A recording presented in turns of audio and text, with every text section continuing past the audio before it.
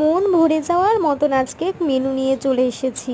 প্রথমেই তুলে নিলাম পাতে ইলিশ মাছ, সেটা হয়েছিল সর্ষে ইলিশ।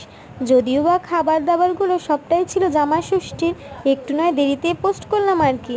তাই এরপর হচ্ছে লাল লাল ঝাল ঝাল ঝোল, কিসের বলো তো, মাটন কষা। তো মাটনের ঝোল, তার সাথে আলু, একটু বেশ বড় সাইজের একটা আলু ভাতে মাখিয়ে যখন সে বাইটটা নিই না, জাস্ট বলা মানে বলে বোঝানো যাবে না যে কতটা সুন্দর। তো কতটা খেতে পারফেক্টলি মানে হয়েছিল রান্নাটা, তোমাদেরকে সেটা আমি বলে বোঝাতে পারবো না। তো খাসির মাংস মানে একটু খাসির মাংস নিতে হবে, তার সাথে নিতে হবে একটা পেঁয়াজ, তার সাথে ভাত। উফ, এই কম্বিনেশনটা আর কোনো সাথে মানে কারোর সাথে যাবে না।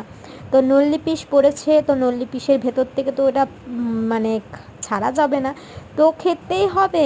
তো এখন আমি এডিট করতে বসেও আমার এখনও পর্যন্ত জিভ দিয়ে জল পড়ছে। তারপর চলে এলো পাতে একটা বড় সাইজের গলদা চিংড়ি। এটা ছিল গলদা চিংড়ি মানে মালাইকারি, তো ডাব চিংড়ি যেটাকে বলে। তো অসাধারণ টেস্টি হয়েছিল, তোমাদেরকে কি বলবো। তোমরা যদি মেনুগুলোর রেসিপি চাও অবশ্যই কমেন্ট সেকশনে জানিও, আমি প্রত্যেকটা রেসিপি তোমাদেরকে দিয়ে দেবো। ভালো লাগলে একটা লাইক করে দিও আর চ্যানেলটিকে সাবস্ক্রাইব করে দিও, যাতে তোমরা সেই ভিডিওগুলো দেখতে পাও।